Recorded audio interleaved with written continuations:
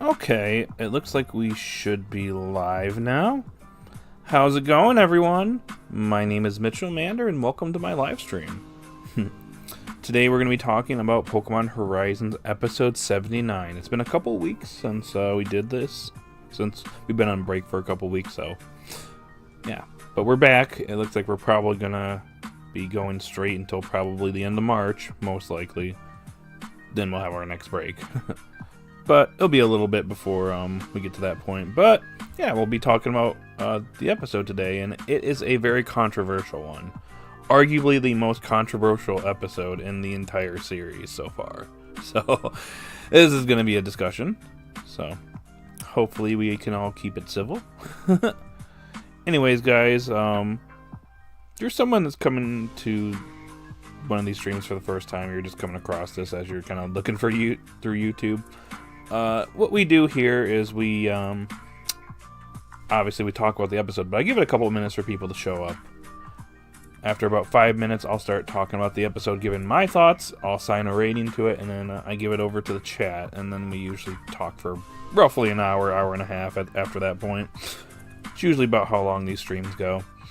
Sometimes they go longer, sometimes they're shorter, but regardless, we'll be talking about the episode and maybe the next episode as well. So, if you're someone that's brand new to the channel and you like this type of content, it would be pretty cool if you subscribe to the channel.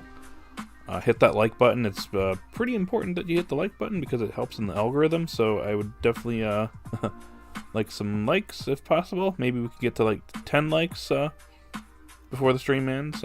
Preferably more, but 10 would be a good starting point. And yeah, hit that notification bell, and yeah. Another thing to mention is the music you hear in the background comes from a separate stream, the Video Game Study Lounge, by Game Chops. Basically, as you can pretty much tell, it is lo-fi remixes of video game music along with some originals mixed in here and there. Pretty nice. I listen to it when I'm, reading, studying, working out. I'm at work, I need something to, get me through the work day, because, sometimes work can be a little tedious at times, especially if you're, an office worker. So, listening to it, gets me through the day, so, yeah. So, there's a link in the description for that if you want to check it out sometime. Like I said, video game music, like right now they're doing a Final Fantasy 10 remix. Sometimes they'll have Pokemon remixes in there too, so be on the lookout for that.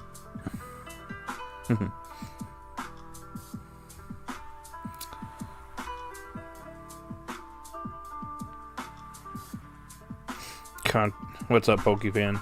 Controversial might be an understatement. I was gonna say that's already saying a lot, but yeah, this episode actually kind of divided the community on this episode, especially with Geeta.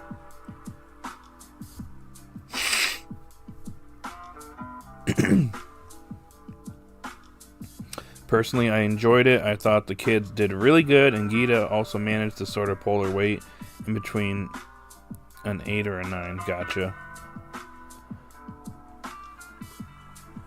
Give it another minute here, and then I'll give my thoughts on the episode. Hi, Sharon.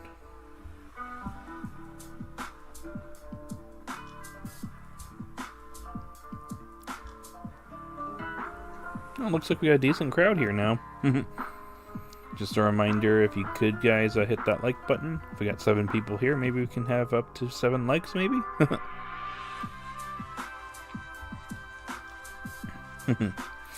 Yo, Jeff! How's it going? How you doing today, my dude? Didn't see the episode, but just stopping by to say hi and drop a like. Well, thank you so much, my friend. We be chilling here. And as you can tell, Jeff, we got some Final Fantasy X music remixed in the background. Cool stuff. They make Geeta weak. Liko defeats Geeta. I would disagree with that, but I'll get into my thoughts in a second. Green Juice Guy, aka Thomas, what's up? How's it going, man?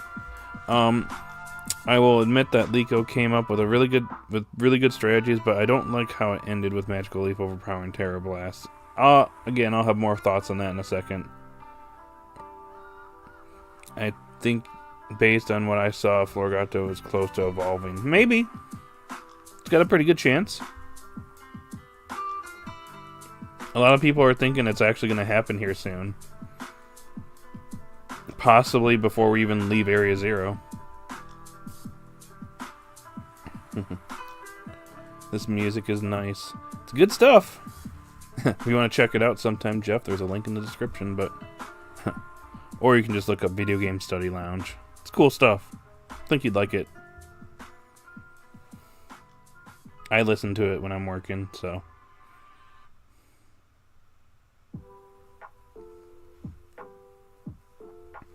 I mean, it was nice that they had Glimora use its toxic debris ability. Yeah. I think this is Green Hill Zone. It is Green Hill Zone.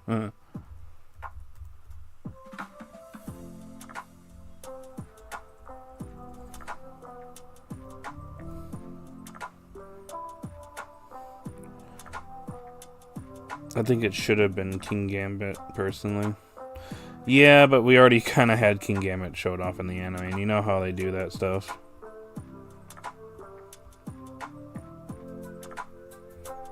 It's just how it is.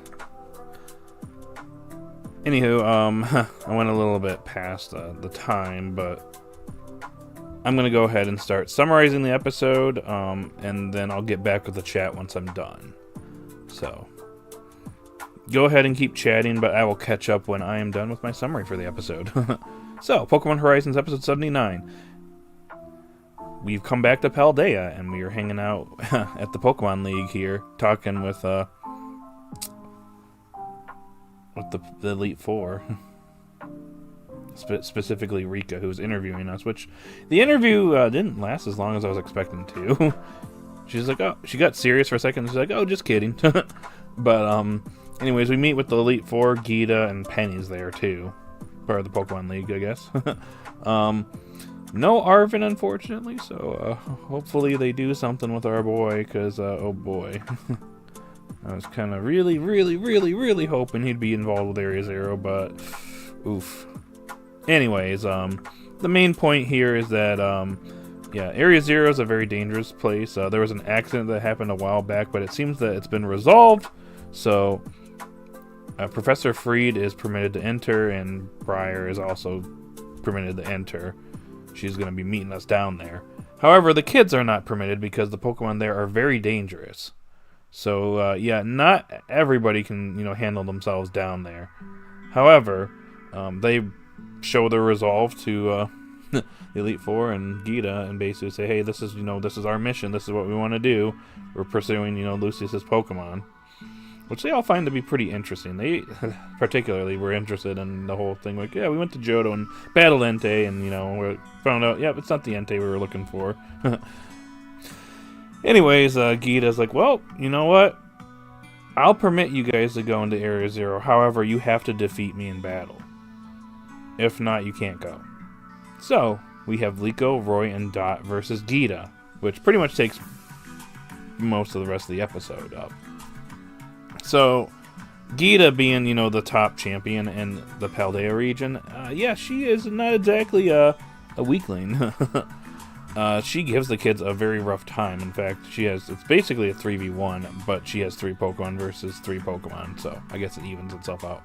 Glimora, and then it's little babies, as I call it, Glimets.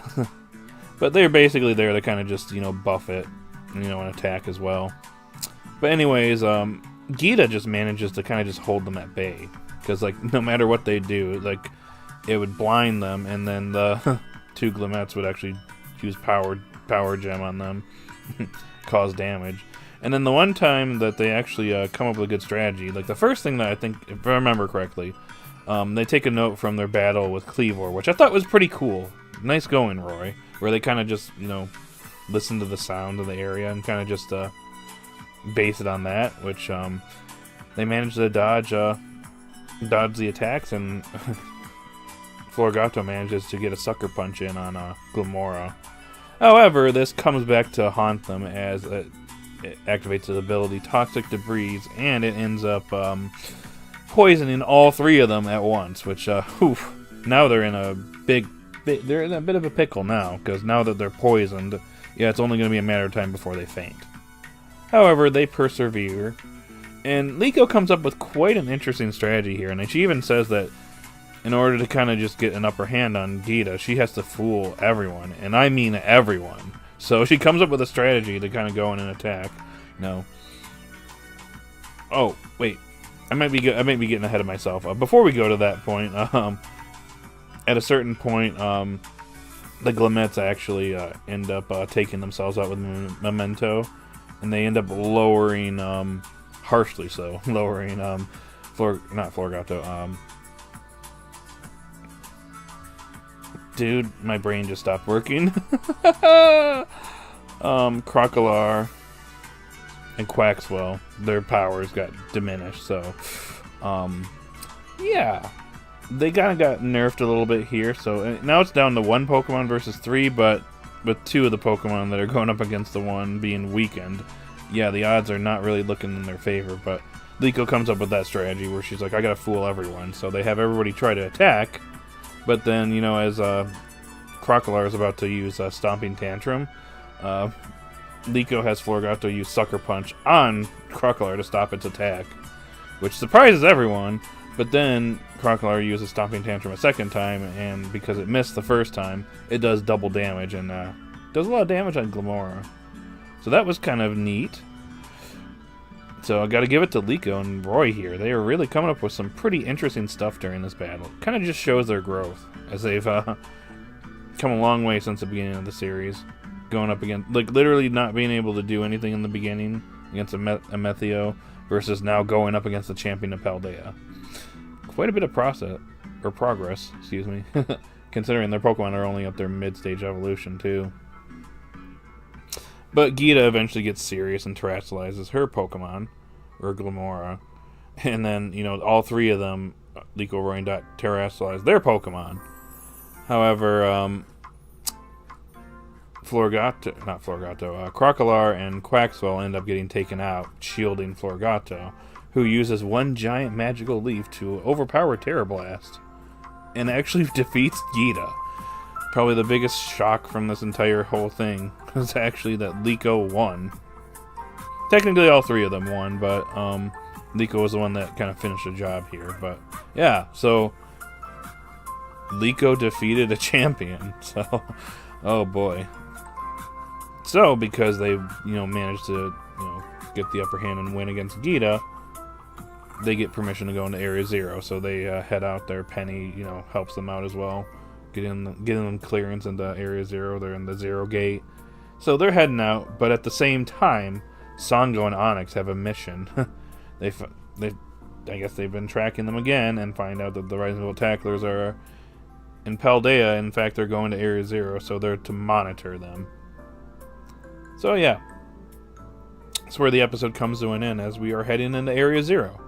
So overall, you know, before we get to the elephant in the room, I think this episode overall was actually a good episode.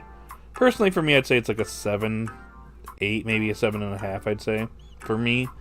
I kind of enjoyed it. I'll say that. Geeta, you know, a lot of people are clowning on her on social media and basically saying that she's weak and stuff like that, but, like, she kind of just commanded the battle for the entire time. It took Liko and Roy, you know, thinking outside of the box to be able to kind of just, you know, gain the upper hand on her, so that's good. It shows a lot of growth on their part, and they're coming up with a lot of interesting strategies. One thing I didn't mention was I remember the one part where Liko actually managed to grab onto, or Florgato managed to grab onto the Glimlets and actually pulled them down with its bud. I thought that was pretty cool. So they were actually doing, I mean, they did pretty good.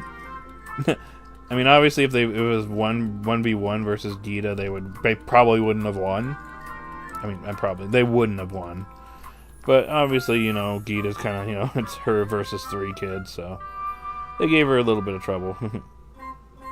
But, yeah.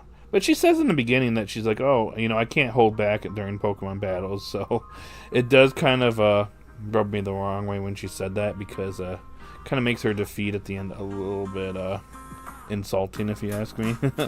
So, kind of to get the elephant out of the room, yeah, Liko ends up defeating Geeta. And that is going to be a very controversial moment, probably for the rest of the series, because Liko, someone that couldn't beat Grusho, the strongest gym leader, you know, was able to beat Geeta. I mean, despite the fact she had help, but, like, yeah, her, like, managing to overpower the Terror Blast, yeah, I'm a little bit unsure how I feel about that. That kind of feels like a bit of a power creep right there. So, I mean, I'm not, like, angry about it or anything. I think that it's just, ooh.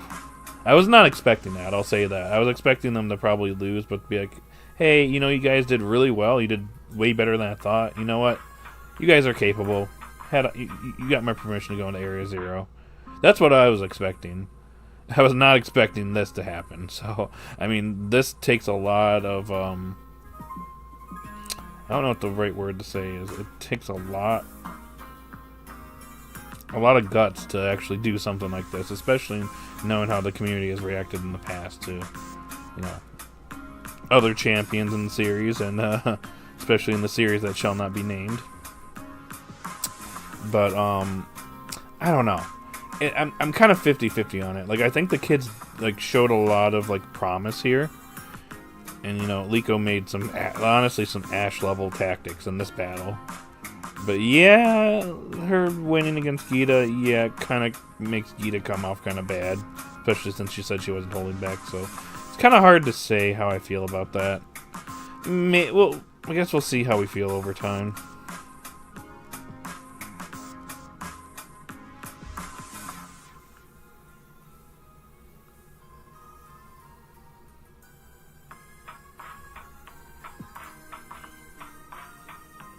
Okay. Yeah, I'd probably say 7.5 for me would be my final rating. So maybe I'll have to make a separate video on this, because I know that people are going to be talking about this for a while. So, and this whole thing actually left like the actual Horizons community or anipoke community. I've seen other people talking about it too. So it's one of those things where it kind of just, it's so big or controversial that it like goes outside of our community. So yeah. Anywho, what do you guys think? I'm gonna get caught back up on chat now that I've been neglecting it. Let's see, where did I leave off?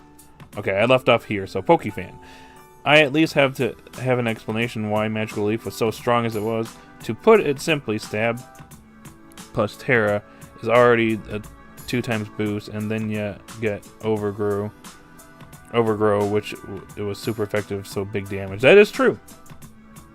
It is a champion though, but yeah, I see the point. Also, we see Toxic Debris. See, that's the thing, is Geeta could have just waited it out and she would have won, but yeah.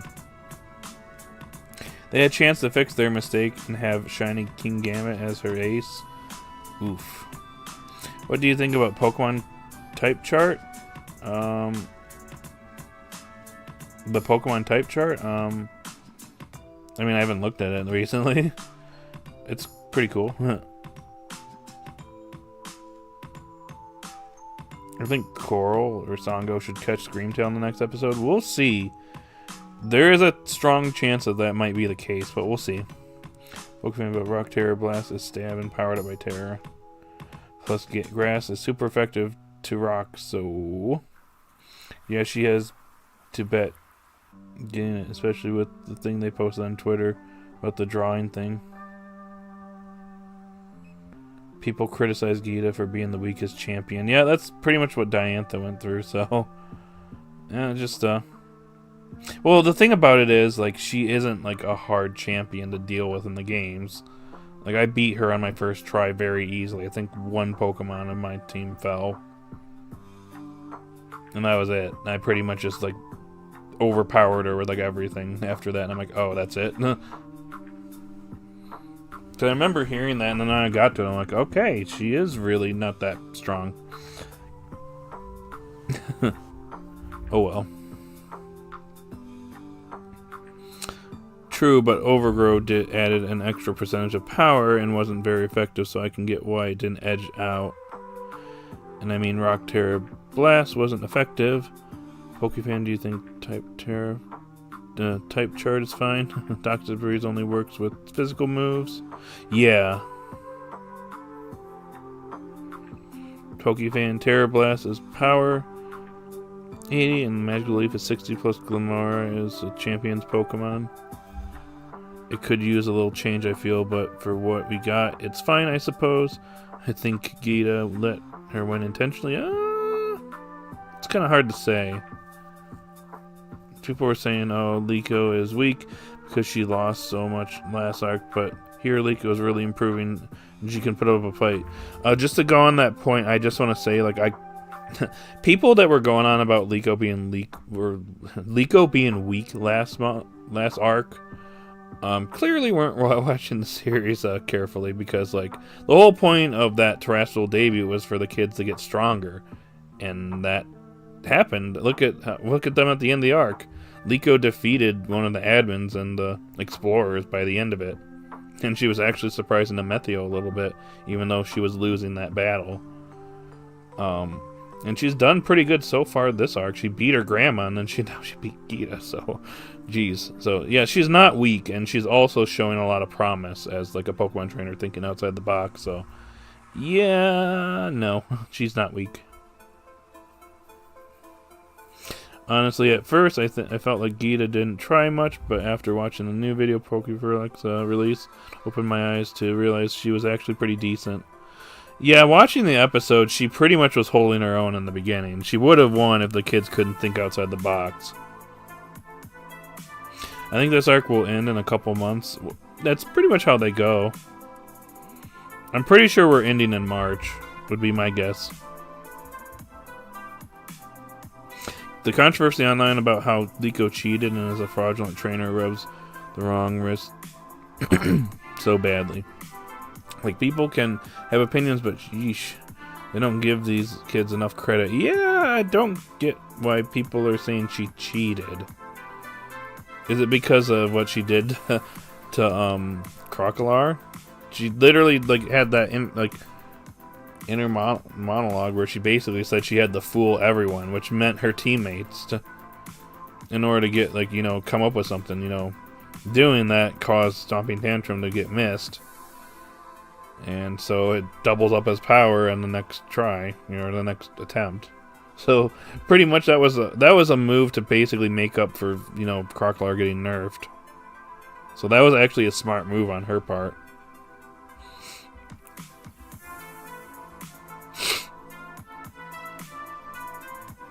They nerfed Geeta on purpose? I don't necessarily agree that they nerfed her. She was doing pretty well at first.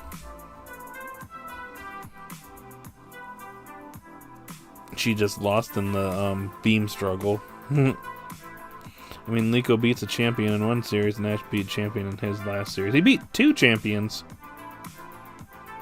Actually, 3 champions. Actually, 4 champions. Because he beat Iris.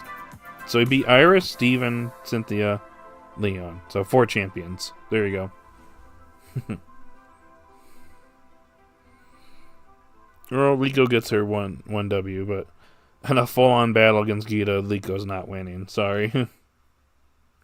Not at this point. Still got a little ways to go before she gets to that point. If y'all haven't seen the Pokeverlex video, I'd recommend it. It gives a good perspective. I'll watch it sometime. If it was 1v3, it would be more acceptable, but Geeta used 3 Pokemon. Yeah, she did take out 2 of her Pokemon, like, pretty, like about midway through it, but then again, they ended up, you know, nerfing, Crocodile and Quaxwell, so, kind of evens it out, you know. Yo, what's up, Kevin? Were you surprised they defeated all 3 of Geeta's Pokemon? Well, technically they defeated 1. 2 just took themselves out in order to nerf, like I said, Crocodile and Quaxwell, so we got at least 1 defeat there, technically. I expect they would beat 1 or 2 of the Glimmet, but not all 3. But Well, they only beat one, so. The other two, they were damaged, so she just, made up for it by having them faint and nerf two of them, so. Technically, they didn't take it out. I guess if it's like in an actual Pokemon battle, they did get knocked out, so, yeah. I mean, the series really shows how, in the beginning, Liko was weak, but as time goes on, she got stronger and was beating stronger trainers. Yeah, that's the whole thing, is that, like, you look at the beginning, she lost to Anne in the very first episode, and she, like, couldn't do anything to Amethio. Her and Roy didn't know what they were doing at first. It took them a while to actually, start catching on. I remember people being frustrated in the beginning about them, being saved constantly, which was fine. Freed, was taking care of them. But, Liko and Roy eventually, grew stronger and obviously died alongside them. Then we got Terrestrial Course, and they showed their development during that whole arc, and they got way stronger during that arc. And now Liko's, can actually take on her grandma now. And the kids are capable enough to go up against the frickin' champion of Paldea, so. Yeah, they've come a long way. And they can still get stronger from here, too. To be fair, Glamora, in personal opinion, isn't the super strong Pokemon. Geeta is a champion, though. Yeah, that's kind of the thing, is like she is a champion, so she's supposed to be, the strongest trainer in the region. Technically, there are other champion level characters, so they would have had to beat her too. So I guess Nimona would be better by that logic, or stronger by that logic. But Roy holds his own against Nimona, so yeah. I'm a little concerned with the power scaling moving forward, but the writers need to frame this as a standout moment that do not reflect Liko's day-to-day strength. Not saying Liko is weak, though. Yeah, like, I don't think that, again, she's not weak. It just shows that she is a more competent trainer now. And can actually strategize now. Like, if this was Liko versus Geeta, and she won, that would be way worse than, the three of them versus her.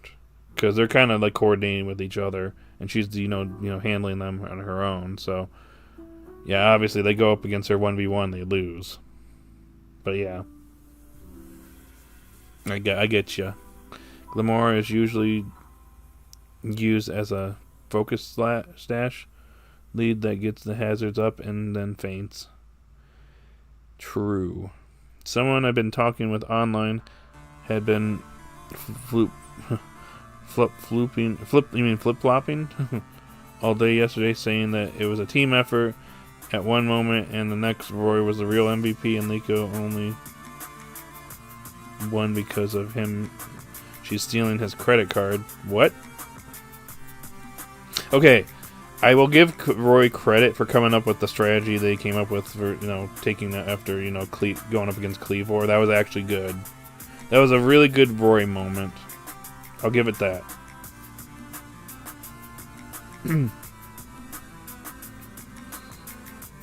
But,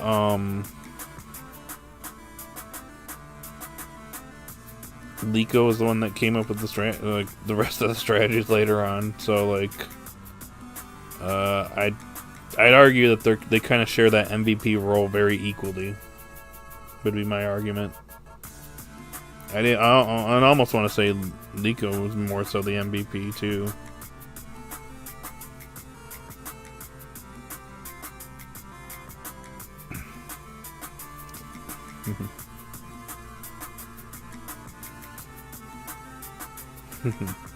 So in the next episode we see Great Tusk and Sandy Shocks. Yep. They could frame this as they won because Glimora isn't her true ace, it is King Gambit.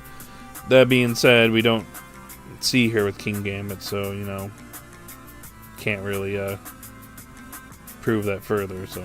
She's got to have more Pokemon up her sleeve, obviously.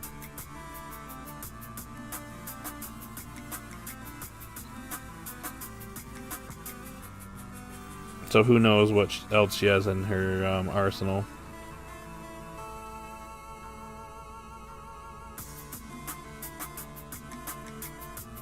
I think in the future I want Liko to have a proper 3v3 battle by herself without Roy and Dot. Yeah, but like Terrapagos doesn't really battle, so she'd have to have another Pokemon, I feel. Yo, Martha. Hi guys, I'm back. I am the Floragato you saw, but changed my name. Nice to see you. Well, hey, how's it going? Hope you're doing well on this Saturday. Typos, yeah. I know that feeling, bro. Like, have Liko used Terrapagos in a proper battle? Yeah, gotta get some training for the little guy. I mean, they still need the other heroes, so that's probably like holding it back still. Flip-flopping and stealing this credit. I gotcha. I got you, fam. But in all honesty, this episode may be a true representation of human nature. Sometimes we do well, sometimes we don't. World champion tennis players sometimes lose to noobs. Humans are inconsistent, fluctuating beings. You know, that is a good point. They aren't going to always be on top, and maybe sometimes they'll slip up here and there. Happens. We humans are not perfect, so that would make sense.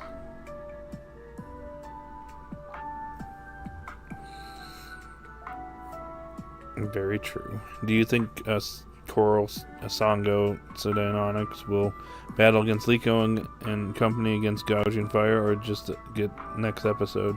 Do you think they will leave Area Zero in episode 81, or do you think they will go next? Hard to say. They're not supposed to battle them. They're supposed to monitor them. That was kind of like their specific instructions, so...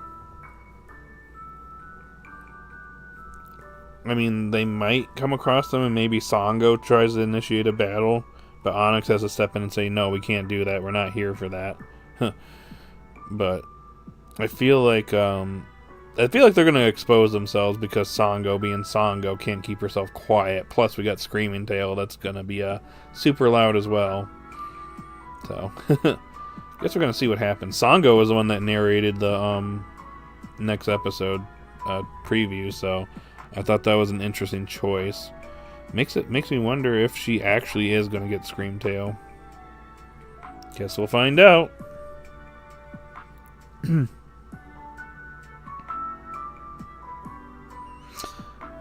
Good. So I think the next arc after this will be Requiem? You mean Rikua? Okay, like I said, there are two ways they could do this. They could either go right to Rikua and do the whole arc based on that next, or we could go to Blueberry Academy and do that for a little bit before we go to Rikua, whatever you want to call it. Hard to say.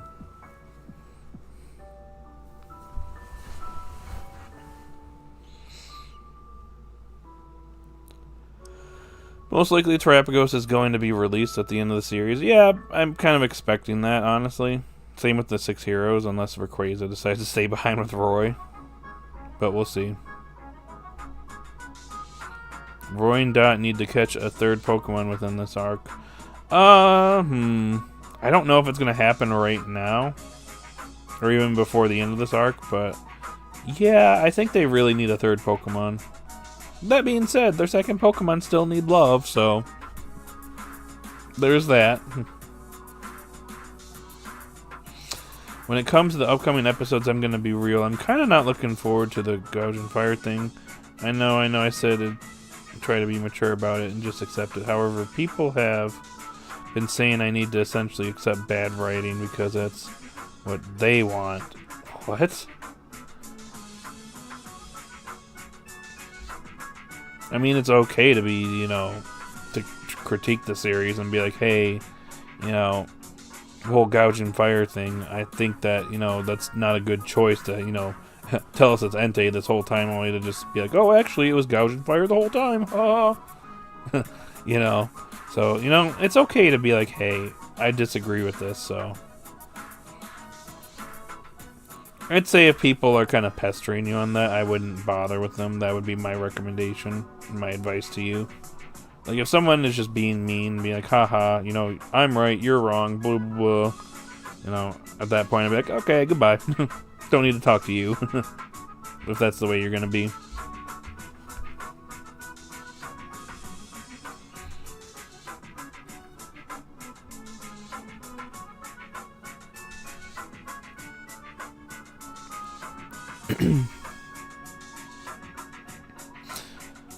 When it comes to Screaming Tail, it fits Koro or Sango, since Sango is a bit of a big or kind of a big mouth, for sure. But in general, Liko is not at the level of an Elite Four member or champion. This battle will be an outlier. Was an outlier high moment. I agree. I mean, the fact is she couldn't beat Grusha, so that should tell you that she's not ready. Granted, she might have gotten stronger since then, but like, yeah, if she lost to Grusha previously, her winning against Geeta here, yeah, that would have rubbed people the wrong way if it was just her versus Geeta. So I'm kind of like I said, I'm 50-50 with her winning against Geeta here. It is kind of a little bit concerning that she won in that manner, but yeah, it's hard to say where I feel, you know. I wasn't coming to your live streams because of spoilers, but I am happy that I came, and I really like Florgato. Gotcha. You know, I like talking about, you know, upcoming episodes, but yeah, just kind of be aware that, you know, that stuff might come up. But you're good. Usually by this point in the stream, we just talk about whatever, but I'm still catching up with the chat here, so I still haven't caught up yet, so yeah. You know what? The stream's gonna be fun when I can't catch up with chat. It's a good thing we don't have 100 people here, otherwise I'd be like, yep, I can't catch up with anybody. Fun stuff. But yeah, we got 13 people here. Just real quick, if you guys could, you know, hit that like button if you haven't already, I would really appreciate it. Looks like we got 15 people here. What's up, y'all? The most we've had in a while. What do you guys think about the episode? Also, vote in my poll. I feel like Coral Sango befriends Screamtail. She's gonna catch it. If she befriends it, she's gonna catch it. See, there's still a pretty good possibility that's gonna happen. Guess we'll see what happens. One more like to 10, guys. Can we do it? Let's do it, y'all.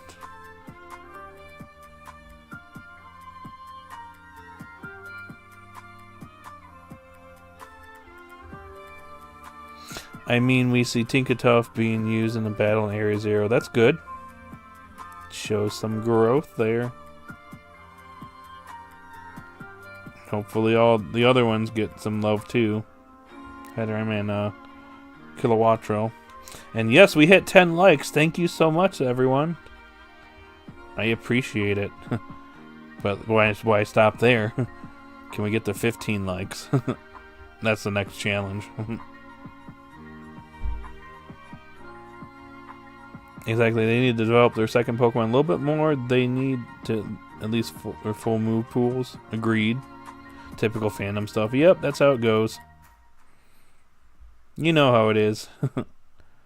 If Sango doesn't catch Screamtail, I don't know what's gonna be more controversial, this battle or that out. I'd probably say that this would be a little bit more controversial. Like, her not catching that, you know, not the worst thing in the world, but this one, I can see this one sticking out with people more. Though I can see some people being pretty upset if she doesn't get Screamtail, so yeah, we'll see what happens. Hold on, before we continue, what the heck is this remix? Sky Labyrinth? Oh, that's cool, it's from Zelda. I was like, what in the world is this? This sounds awesome. Do you think the Pokemon games are just getting worse and they need to develop more time to develop the games? Yeah, pretty much. I mean, I'm not trying to, like, you know, dunk on... I don't like to dunk on them, like, all the time. But, like, I have a lot of issues with the games, the last few generations. Specifically, the Switch era. we're kind of at a point where like doing generations 3 years apart from each other just doesn't work anymore. So they really need to start thinking about spreading this out, because like we kind of saw what happened with Scarlet and Violet. And that was just a little over 2 years ago, and I kind of don't want that to happen again, so... Yeah, I think they need to develop the games a little bit more. And make sure that they're, like, you know, good when they're at, you know, at launch. And not, you know, the performance mess that was Scarlet and Violet. That being said, I hear that the next console, the rumored Switch 2, is going to be a lot more powerful than the Switch 1, and that could actually go a long way to helping these games out too, because a lot of Switch games are kind of limited by the performance and kind of just the technology, so hopefully the next console actually, you know, helps that out and aids them a little bit in that direction too, so we'll see.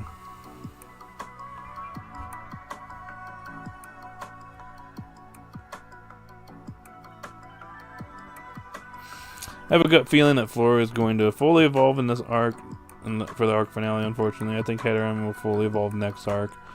I think Florgato evolving towards the end here is a strong possibility. So I wouldn't be surprised if it happened. And, you know, yeah, Heteran, I don't see that evolving here. I'd probably say next arc. That's probably a good guess. If it was the three kids versus her Goat or Avalugg, it would have been more interesting. That's a good point. I do like that she showed off, like, you know, a newer Pokemon. That's one issue I did have with some of the Paldean gym leaders, is like their aces were not from Paldea. And I'm just like, man, why? Hope Kilowattrel learns a new move before the end of the series. Me too. Maybe a move or two. Winning against the Avalugg or Go-Go would have been... would be realistic? Kilowattrel and Tinkertuff still don't even have a full move pool after this. After all this time is not good. Agreed. Good job. I mean, Kilowattrel has weak moves even all this time later. Yeah, it really needs some new moves here. Really soon. If Songo catches Screamtail, I think they are going to be become stronger, because it is a Paradox Pokemon. Or she's going to become stronger. Yeah, probably. That would probably give her a good ace against them, the kids. But it is a Pokemon anime, so it's kind of hard to say, you know. So if Liko, Roy, or Dot actually beat Screamtail, that shows how much stronger they're getting, so... Maybe it is a good thing that she might catch Screamtail. We theorize that the next arc will be a search for Requiem. What region do you think they will go for more filler episodes? I don't know, man. It's hard to say. I wouldn't be surprised if we went to Kanto for a little bit and went back to Liko's Academy for a little bit too. Because we really didn't do anything at the Indigo Academy. And then Anne's there too. So we might, you know, have a little trip there. For some reason, I don't know. I'm just making stuff up at this point. Blueberry Academy would be cool, though. But I wouldn't consider that really filler. Technically, there's no filler in this series. There are some episodes that feel like it, but technically there's none, so yeah. Griffin said the next episode was mid, however he lied about something happening this week, so officially he lost my trust. Yeah, I think he's probably just trolling, because I don't think he really cares for this series. So I take what he says with a grain of salt these days. There's some truths in there, and then there's some stuff that's not exactly like correct. Twice now he lied about something happening and that didn't. Do you think the Pokemon should drop core series games and just focus on more spin-offs and mobile games and merch and TCG? I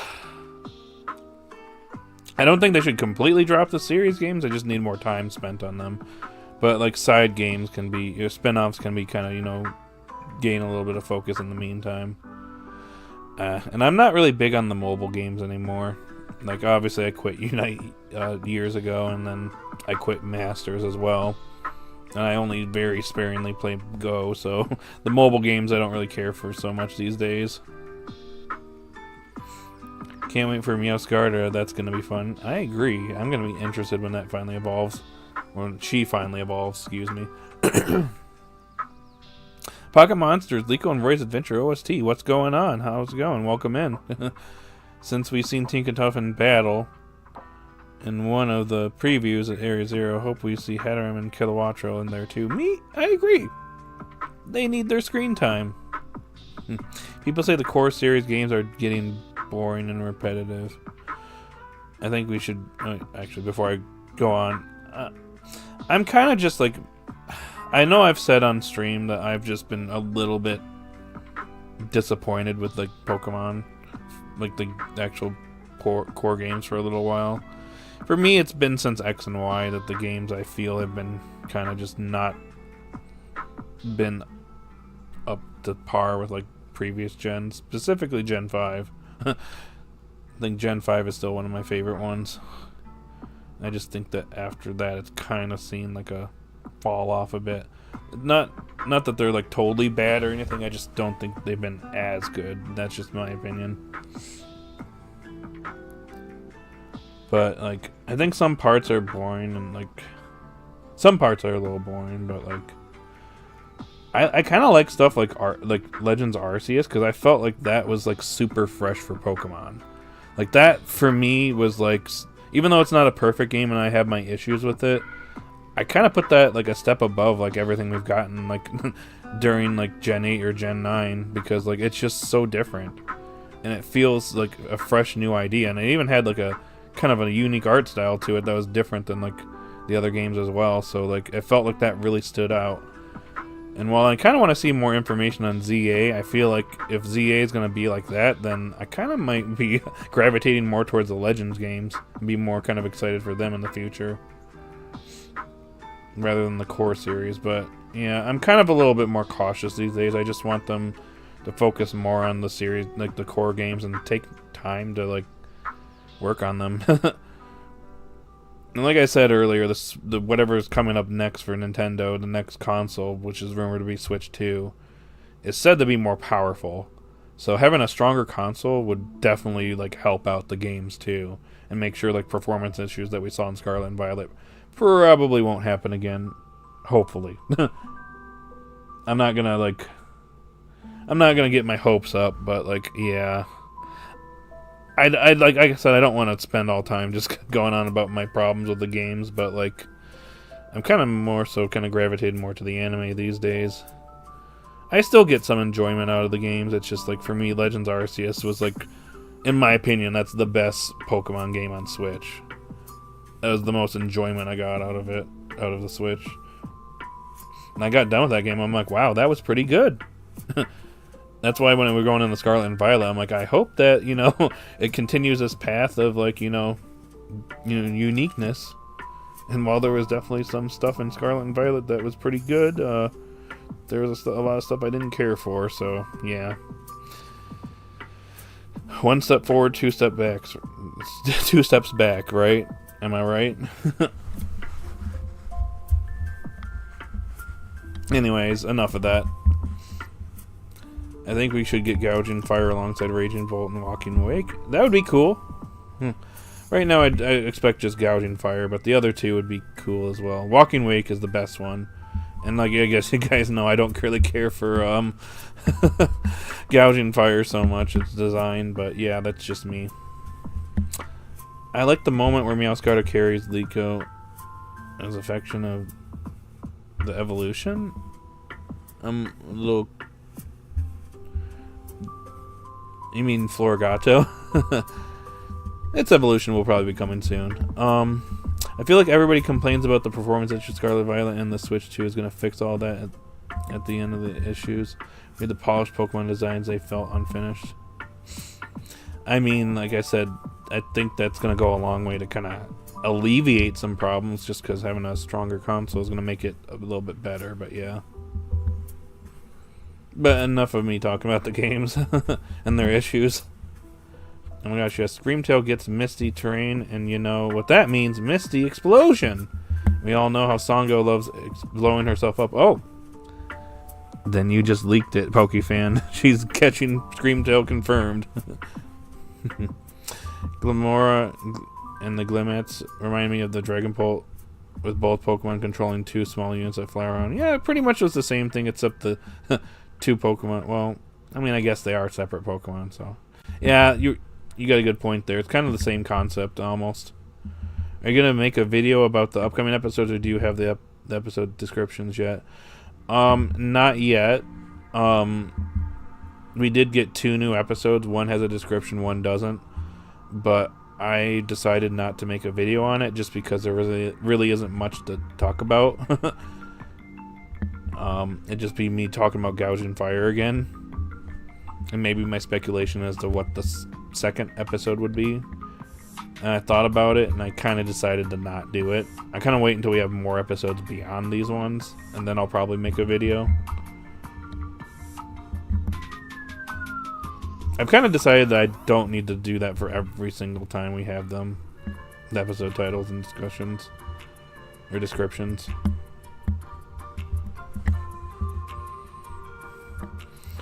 But yeah, I'll probably make a video like coming up soon.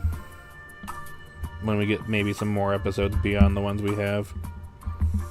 I just thought that maybe for all the starters might all evolve, but I don't think that can happen if they have enough experience. I get the feeling that they're probably all going to evolve. I kind of feel like that we're probably heading in that direction. Unless they decide not to evolve one of them.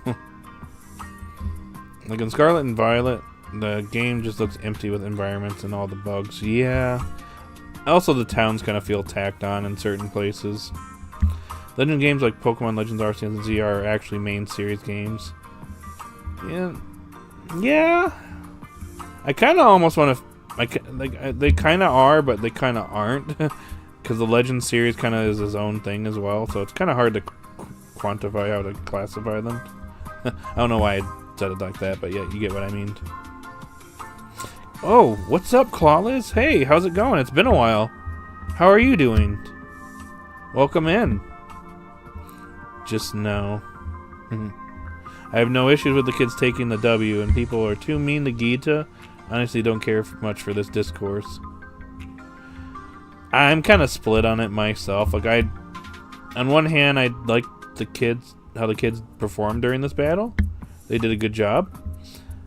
I'm a little bit unsure how I feel about her kind of just winning in the end, kind of overpowering the Terror Blast. I feel like that might have been a little much, but I actually am not like super mad about this. Some people are. Some people are pretty upset about this, so I do think that this is going to be kind of a controversial moment in the series, though. You know how it goes sometimes. By the way, thank you for the likes, guys. If we could get 3 more likes, we can get to 15. Can we do it? Maybe, maybe not. Giraffe Raikou. Oh, he's more like a long neck dinosaur kind of thingy.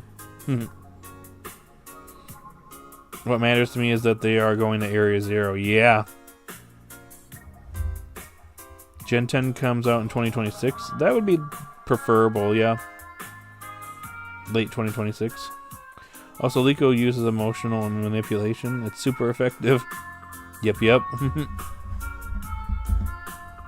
That was a good moment. I think only having 400 Pokemon per game is for the best, since having over 1,000 Pokemon in one game is too much. Probably overwhelm the game.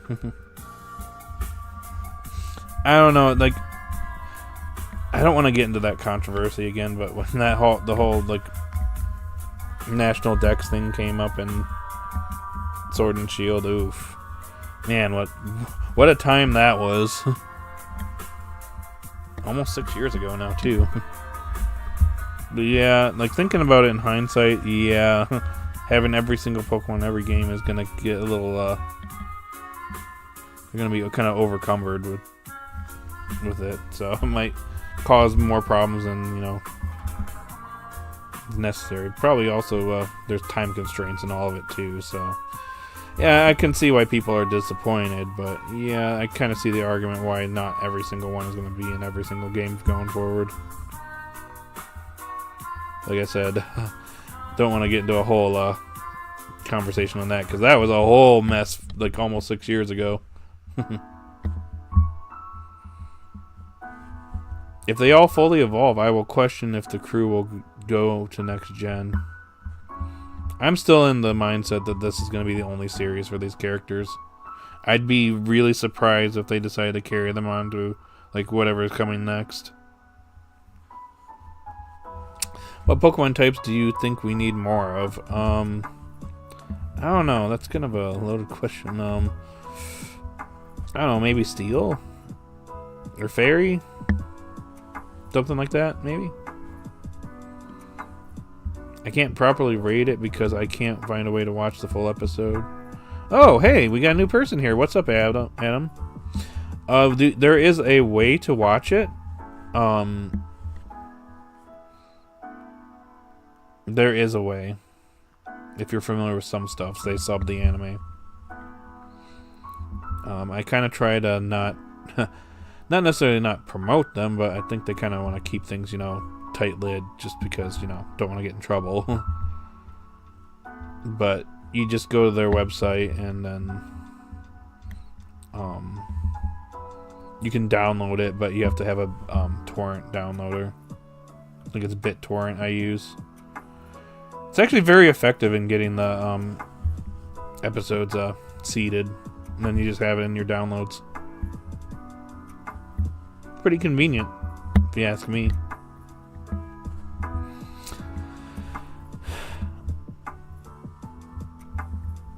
I was gonna say, looking at Adam and Kevin, you guys have the same symbol as your profile. One has a K, one has an A, so it kind of threw me off. I want them too, but I don't like Meowscarada. Dot is the GOAT. I wish she was the main character. I think a lot of people do, but like, I still like all the kids. I don't really dislike any of them. I just think Dot's the best one. We already know that the Horizon kids are a one and done, which is fine by me. Yep. I think we need more Ghost, Ground, Ice, Dragon. I don't know about Dragon, but I could say, you know, I could argue Ground and Ice maybe. Hope they bring back Pokemon contests back to the anime. I missed them so much. I'm not sure if they're going to do something like that again. It just depends on how the next series is going to be structured.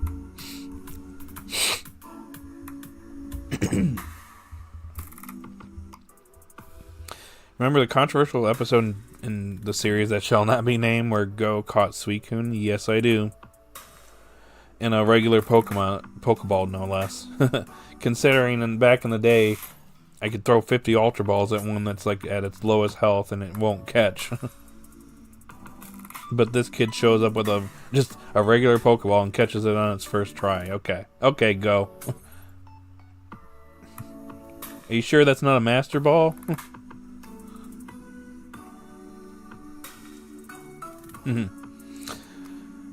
Plus more focus on the newer Pokemon. I feel like everybody wants to use their favorite Pokemon in each new game. I will always use the new Pokemon in my first playthrough, and then some of my faves in my future playthroughs. Yeah, I usually just do one playthrough these days. I do kind of want to go back and play some of the older games, just because I've been kind of feeling like it, but, you know, whenever Nintendo decides to release them on NSO, if they actually come to NSO.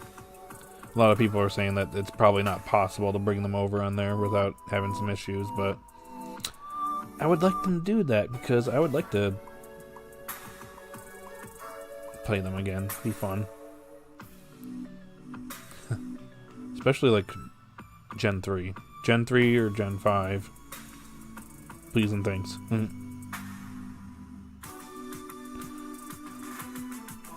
I think Gen 10 anime will start next fall. It's kind of hard to say because Horizon started off in the spring of 2023, so maybe, yeah, we'll see. We'll see what they decide to do. We have 3-4 main characters. We will have 3-4 main characters. Okay. I love grass, ice, and fairy types. Ghost is my favorite types. Nice. I think Go in the anime was a mistake. I don't know if I'd call him a mistake, but like I feel like there's a lot of missed opportunity with the guy.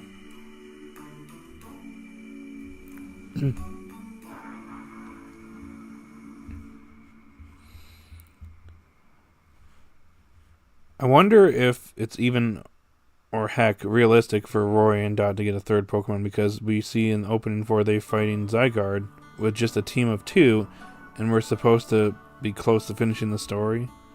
Yeah, that is true, but they've had a tendency in the past to add like new Pokemon in the openings, or if the Pokemon evolve, they suddenly change to the evolved Pokemon. So there's also that. So will you watch the Pokemon news on Pokemon Day? I probably will. I don't know if I'm going to stream it this time, though. The last 2 years I've streamed my reaction to it, but I'm kind of not sure right now. They usually do it at like in the morning or whatever, the next morning or something. Or they do it. They do them usually in the morning where I'm at, like 9 o'clock, 9 or 10. So we'll see. I did my reaction to it last year, and the year before. So we'll see about this year. If you guys really want it, I will strongly consider it. I just need to get work off for it. I feel like the next gen we will get a fairy type with Lycanroc. Murdoch will tease it for the next gen and a new evolution. Interesting. And the second Mons need love, so adding one more would soil it. Yeah, that's kind of where I'm torn. On one hand, I want them to have a new Pokemon, but on the other hand, their secondary Pokemon just haven't done a whole lot, so like... What does that mean if they get another Pokemon? Would they just get further neglected? Would the third Pokemon get neglected as well? You know what I mean? So I don't really want that, if that's going to be the case. But at the same time, I want them to get another Pokemon, so I'm kind of torn.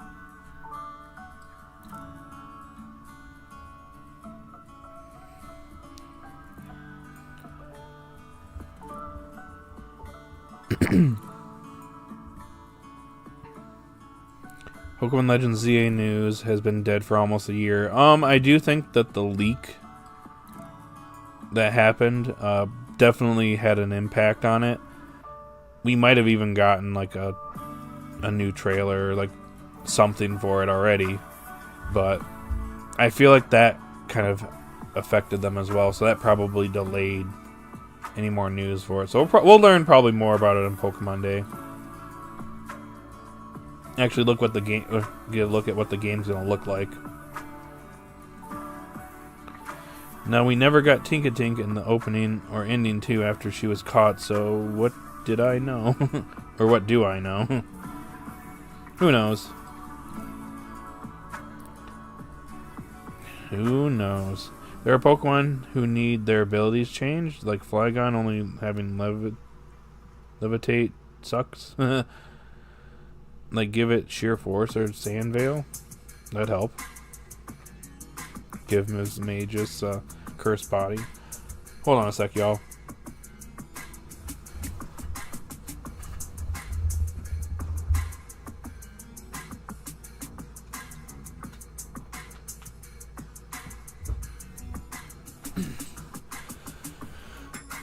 Alright. Sorry, had to get a drink of water. Possibly a new evolution since Roy and a neglected trainer. He could get a ghost type evolution he could get. The Pokedex, due to lack of neglect from its trainer, it died and became a ghost. Sorry, I kind of read that out that way. I was a little confused at what you were meaning there. A new evolution, I think, would be cool. A ghost type evolution, I think that'd be pretty neat. Guess we'll see what Gen 10 offers us whenever that comes out.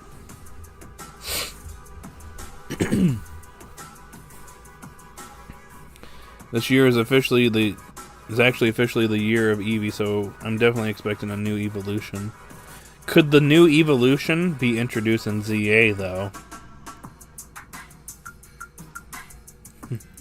Dusknoir also has pretty bad abilities. I don't really use Dusknoir, so I wouldn't know. But I finally caught up on chat, guys. It only took almost an hour. But I did it.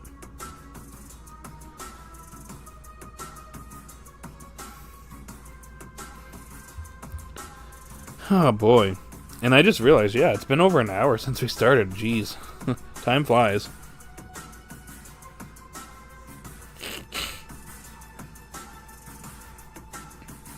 Where are we at in the poll? You got 16 votes. 10-9 is winning with 56% of the votes. 8-7, 44%, and the other two don't have any votes. Controversy aside, it seems like you guys liked the episode.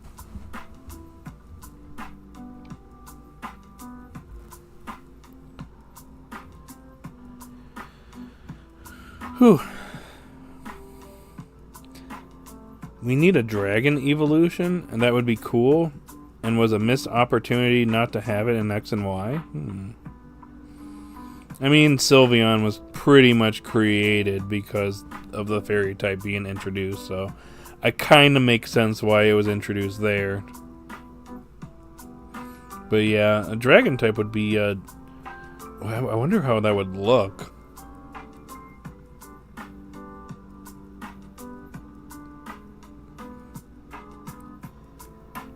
Would be interesting.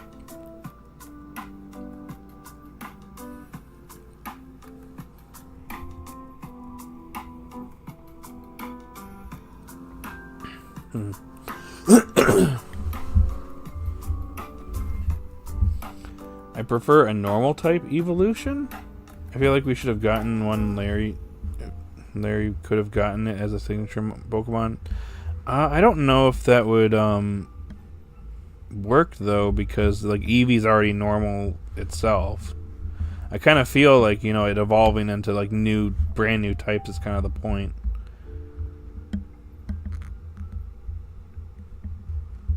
It starts out as Eevee and then it evolves into, like, you know, a water type, a fire type, an electric type, a grass type, an ice type, a dark type, a psychic type, you know, fairy type. So that's why people are like, hey, why don't we have like a dragon type or a ghost type? I think a ghost type would be actually really cool.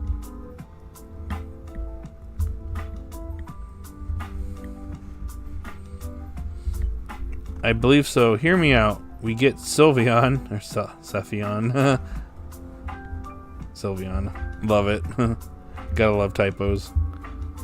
And Gen 6 Rot. They don't give us one for ages and then tease ZA last year, and this year ZA comes out and Pokemon does this year Eevee stuff. It all makes too much sense to me. It's all coming together. The clues are finally adding up. Love it. A dragon evolution with scales and wings. Call it Drakion. That could work.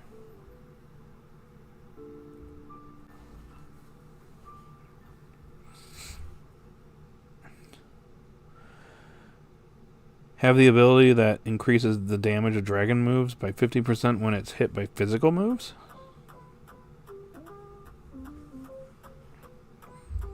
I could be completely wrong, but this time it feels special.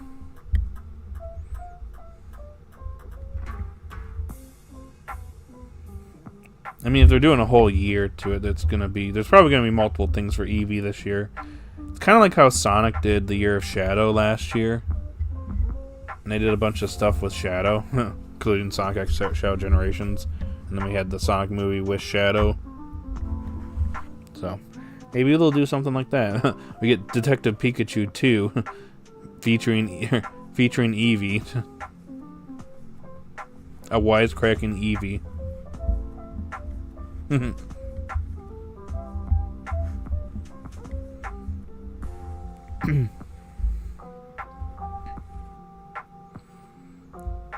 Have an ability that increases the damage of the dragon moves by 50% when it's hit by physical moves? That seems a little broken, no? Yeah. I also wish Sudowoodo got a new evolution in Paldea. For Sudowoodo to Terra to Grass, it should have been a new evolution with part grass. Becomes a bigger tree. Do you think they are stepping away from regional variants? Probably not. It's kind of the thing that they pretty much have established that they're doing since Alola. I mean, we got regional variants for pretty much like every new gen since then, and also like in Legends Arceus. So like I would pretty much at this point expect like whatever's coming up next to probably do the same, or maybe come up with like a new evolution for a Pokemon from like Gen 9, because Gen 9 did that for a couple Gen 8 mons. So don't be surprised if you see an evolution for a Pokemon from Gen 9 pop up here.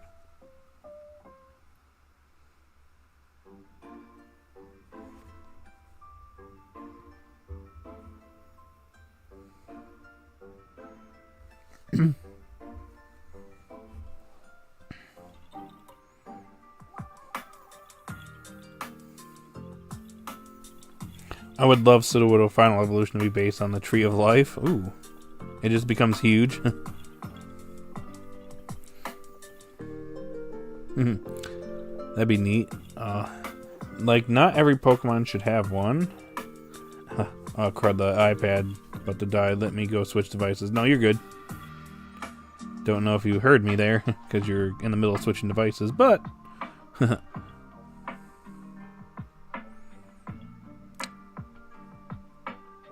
hopefully, you get, that situated.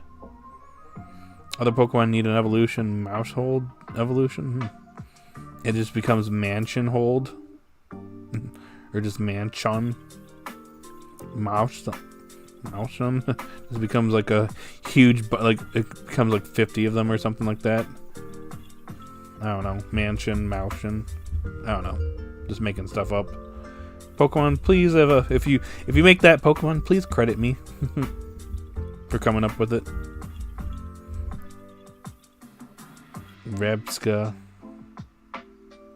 There's an evolution. Oh, I don't want Legends to give me gas.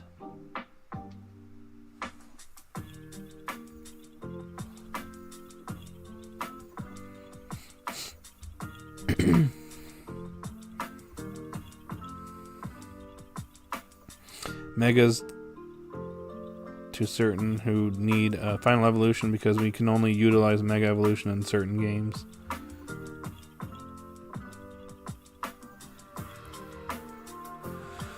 Yeah. I wonder what they're gonna do with ZA since we'll have Mega Evolution there.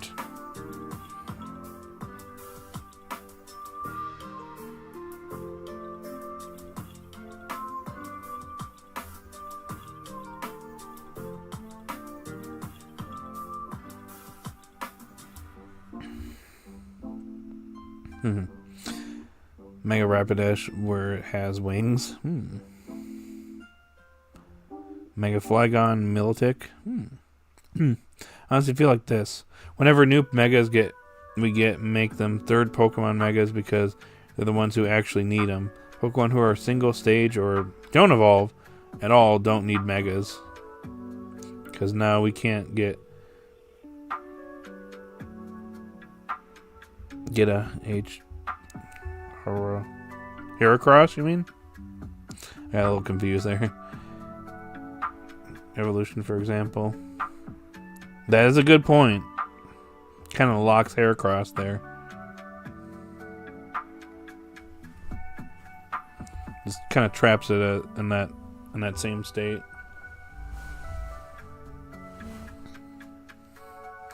Do you think we will get a Skillydirge versus Charizard battle? That would be cool. I would like to see that. Maybe towards the end of the series. That's kind of a passing of the torch kind of thing. Where we're kind of getting towards the end.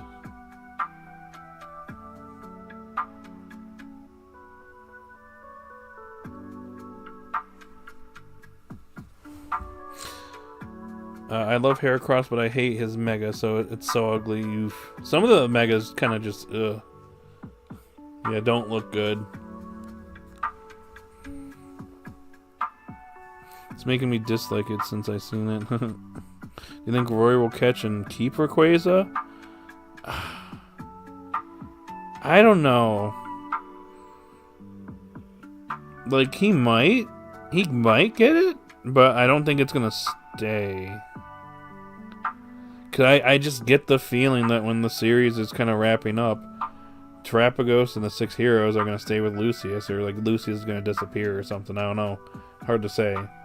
Hard to say where we're kind of heading at the end here, but like I feel like they're kind of, you know, gonna stay behind in Rakua, and then, you know, Liko and the others, you know, end up leaving them behind. I just feel like that's kind of where we're going, but who knows? They could pull a plot twist on us and Rayquaza decides to stay with Roy or something. I don't know. But who's gonna mess with Roy at that point? He's got this Pokemon that's level 1000. He literally could just go to any of the leagues and be like, okay, just make me champion. Like, what do you mean, kid? And he just throws out Rayquaza like, oh, nope, you're champion. He just gets all the badges like that.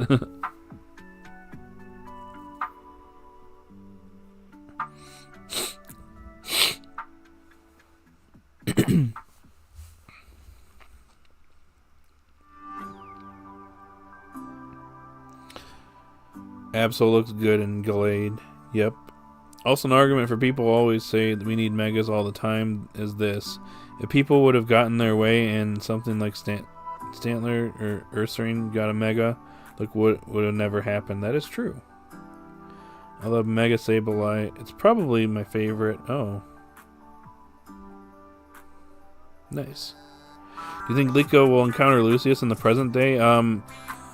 I think the implication is that, like, if Gibeon is still alive, Lucius is probably still alive as well. He's probably still there.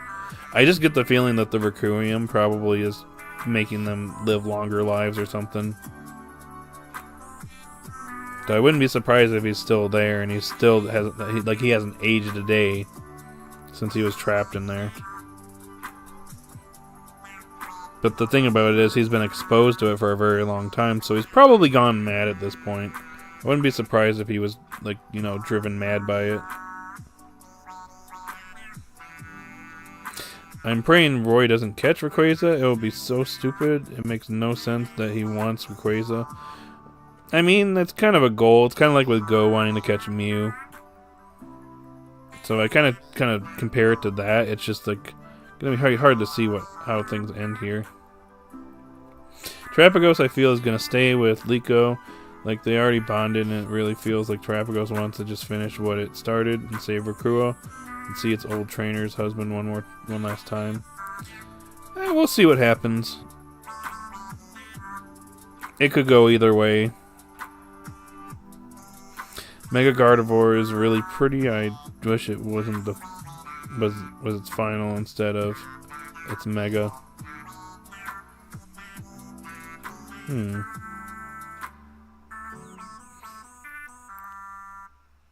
Interesting. Lucius should battle Liko. I wouldn't be surprised if he decides to battle them to test them out or something. I don't know.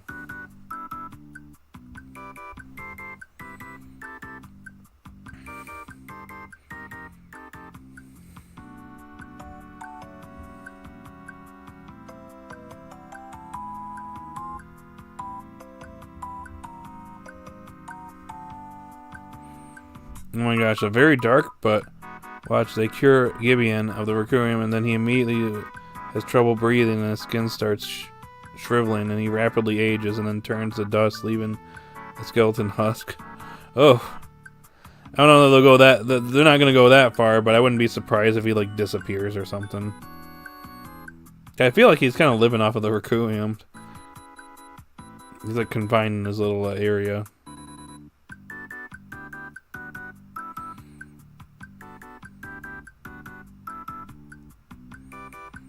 That'd be creepy. I just feel like they just disappear or something. Be like, well, this isn't our time anymore, so goodbye. I must go. My planet needs me.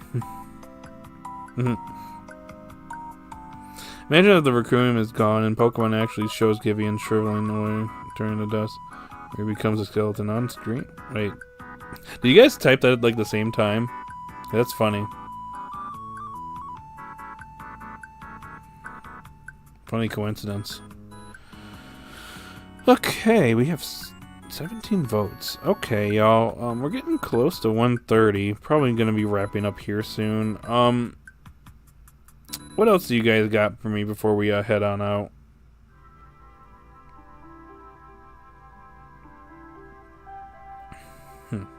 Personally, I think they will just become ghosts. Force ghosts. The series ends and they're just like hanging out. Just suddenly Gibeon's been redeemed at the end. They're just force ghosts. They could pull a Lego movie too, where spoiler Rex, quote, dies and fades away limb by limb because his timeline was erased. It was erased. Ooh, yikes.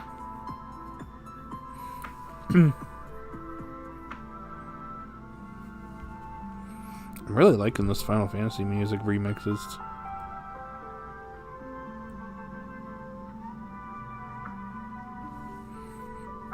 Would you cuddle an Eevee if it was real?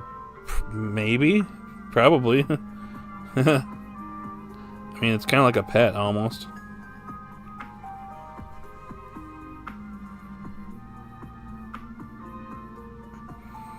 We should see Roy reunite with his parents. I wouldn't be surprised if that happened at some point. It'd be kind of like towards the end, I feel, but that'd be nice. Or maybe they come back at the end, I don't know. And then Roy decides to set off on his own quest. I gotta go. Today is my grandma's birthday, and we're about to have cake. It's been fun like always. Well, thank you so much, Pokefan. I appreciate it. Hope you have a good time at your grandma's birthday party. I'm actually about to go to one myself here shortly, so hopefully we have a good time at our respective birthday parties.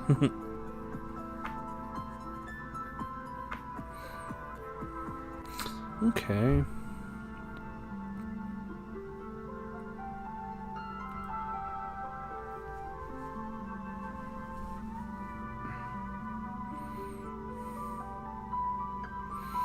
I could see Crocodile evolving, but by Roy saving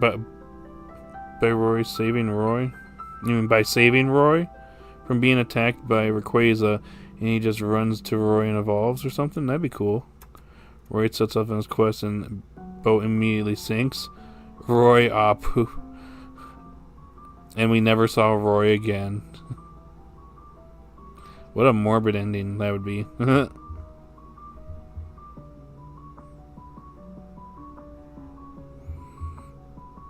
Jeez. Okay. Well, anything else, guys?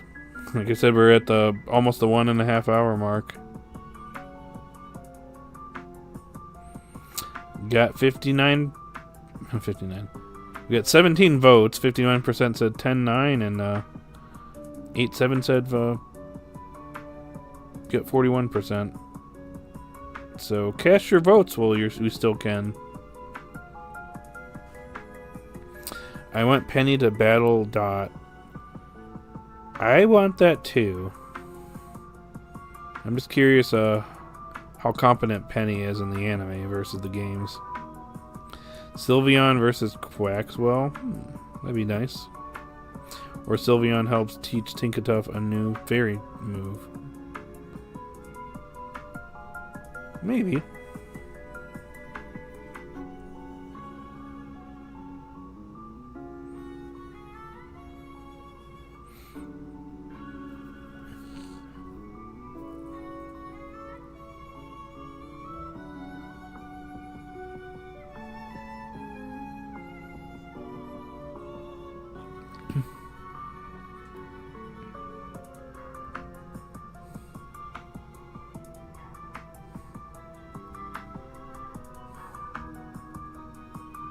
Okay.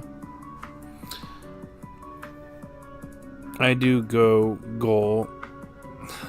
I do go goal. You mean goes goal actually made sense because Mew has the DNA of every Pokemon, catching every Pokemon I don't get. Catching Rayquaza because it's shiny being a goal. Sorry, I'm not in the Roy fan club. I'm not trying to be mean. I guess we'll have to agree to disagree then. It is a very high, like, goal, though.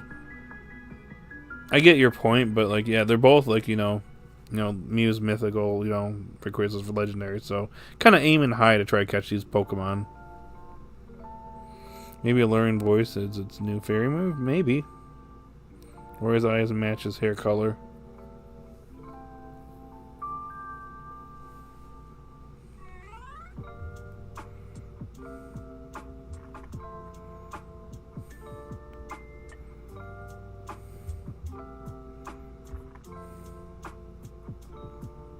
Hold on, y'all.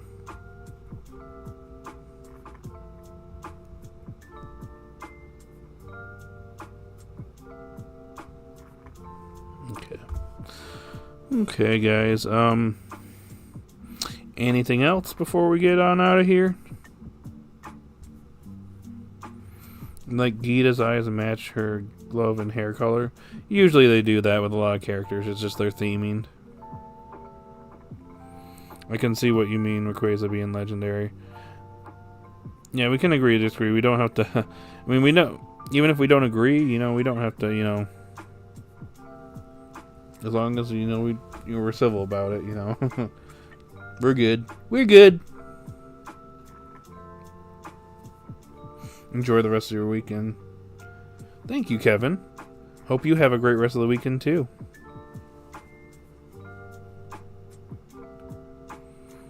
Okay. Do you think Shiny Rayquaza will Mega Evolve? Hard to say. I don't know if that's in the cards yet, but like if it's tying in with ZA, maybe. Who knows? Okay. So I do have to get going here.